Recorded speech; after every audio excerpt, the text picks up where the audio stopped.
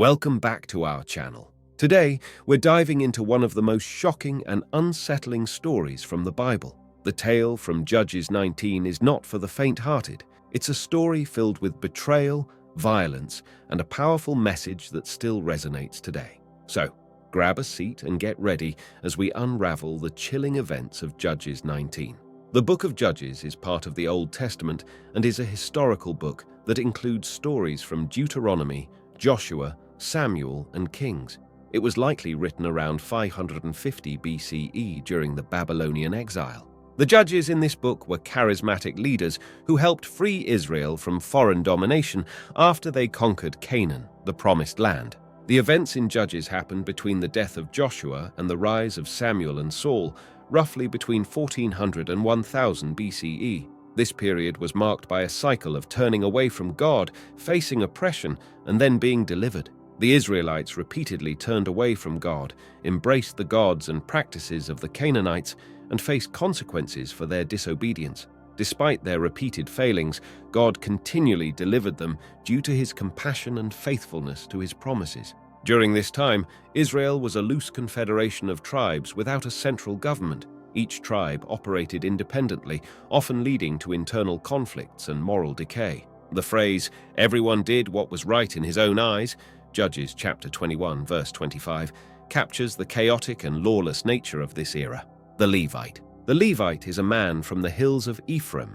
Levites were part of the Hebrew tribe of Levi, usually responsible for religious duties. However, this Levite is shown in a less flattering light. He has a concubine from Bethlehem in Judah, a relationship recognized by law but not as respected as marriage. His actions, especially offering his concubine to a mob to save himself, show a man who values his own safety over those he should protect. The concubine. The concubine is a woman from Bethlehem in Judah. Her relationship with the Levite is complicated and tense. After leaving him and returning to her father's house, she is eventually convinced to go back with him. Tragically, she is brutally assaulted by the men of Gibeah, leading to her death. Her fate highlights the vulnerability and mistreatment of women at that time and sparks outrage and subsequent events. The people of Gibeah. The people of Gibeah, especially the men, are the antagonists in this story. Gibeah is a town in Benjamin's territory. When the Levite and his concubine seek shelter there, an old man takes them in.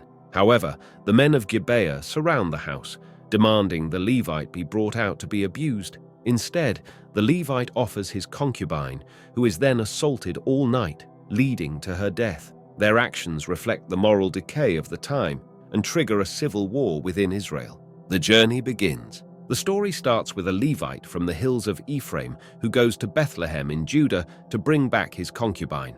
They had separated after a fight, but he wants to reconcile. He travels with his servant and some donkeys, and when he arrives, his concubine's father welcomes him warmly. The father-in-law is so hospitable that he convinces the Levite to stay for several days. On the fifth day, despite the father's attempts to delay them further, the Levite insists on leaving. They set out late in the day, heading home to Ephraim. As night falls, they reach Gibeah, modern-day Jerusalem. But the Levite decides not to stay there because it's inhabited by non-Israelites. Instead, they continue to Gibeah, a town in Benjamin's territory. When they arrive in Gibeah, they can't find a place to stay and end up sitting in the town square, hoping someone will offer them shelter. Eventually, an old man returning from work notices them and invites them to stay at his house. This act of kindness seems promising, but Gibeah turns out to be far from safe. The horrific night. That night, the men of Gibeah surround the old man's house, demanding that the Levite be brought out so they can abuse him. In a desperate attempt to protect himself, the Levite offers his concubine to the mob instead. The men of Gibeah brutally assault her throughout the night, and by morning, she is left on the doorstep, barely alive. When the Levite finds the woman, he coldly tells her to get up, but there's no response. She's dead. With a heavy heart, he places her lifeless body on his donkey and heads back home. What happens next is truly shocking. In a desperate attempt to provoke outrage and demand justice for the horrific crime committed in Gibeah, he dismembers her body into 12 pieces and sends each piece to a different tribe of Israel. This gruesome act was meant to rally the tribes to take action against the atrocity. The aftermath. The sight of the dismembered body parts horrifies the Israelites, sparking a national outcry. The Levite's message is clear. The crime in Gibeah is a sign of the moral decay and lawlessness in their society. He calls for all the tribes to unite and take action against the perpetrators. The tribes gather at Mizpah to discuss what happened and decide on a course of action. They demand that the men of Gibeah be handed over for punishment. When the tribe of Benjamin refuses, it leads to a civil war. Israel's reaction. The Israelites demand that Benjamin hand over the guilty men of Gibeah. However, the Benjamites refuse, choosing to protect them instead. This refusal leads to a declaration of war against Benjamin. The Israelites mobilize an army of 400,000 men to march against Gibeah. Despite their numbers, the initial battles are costly, with the Benjamites inflicting heavy casualties. Determined to seek justice, the Israelites regroup and seek guidance from God. They launch a third attack with a strategic ambush, decimating the Benjamite army and destroying Gibeah. Only 600 Benjamites survive by fleeing to the wilderness. The tribe of Benjamin was almost wiped out, causing a huge crisis among the other tribes of Israel. They soon realized the gravity of their actions and were deeply saddened by the thought of losing one of their 12 tribes. As the dust settled and tempers cooled, the Israelites were struck by the severity of their actions.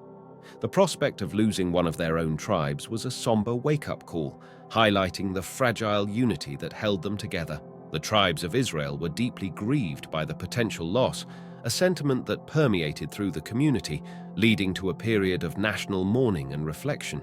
The realization that they had almost wiped out an entire tribe weighed heavily on their conscience. It was a stark reminder of the consequences of unchecked vengeance and the importance of measured justice. The Israelites understood that the loss of the tribe of Benjamin would create an irrevocable breach in their nation's history and identity. Determined to prevent such a catastrophe, the leaders of Israel convened to devise a plan to preserve the lineage of Benjamin.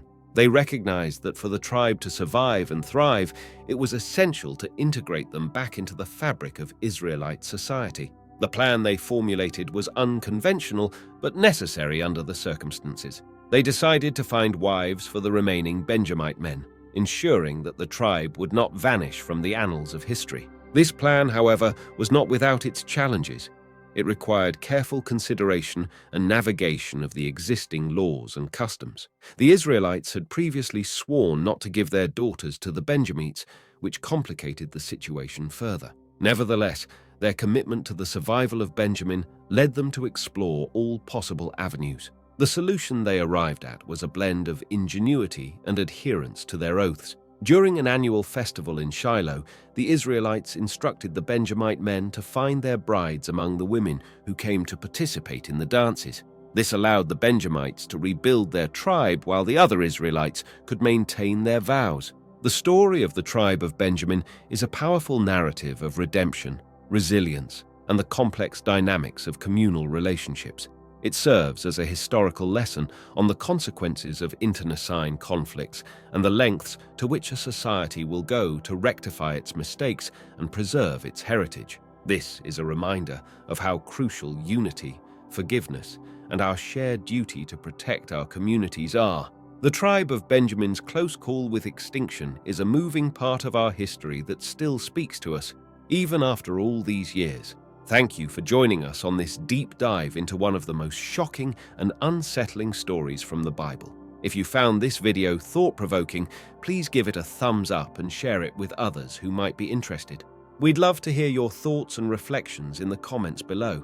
Don't forget to subscribe to our channel and hit the notification bell so you won't miss our next video, where we'll continue exploring more fascinating and impactful stories from the Bible.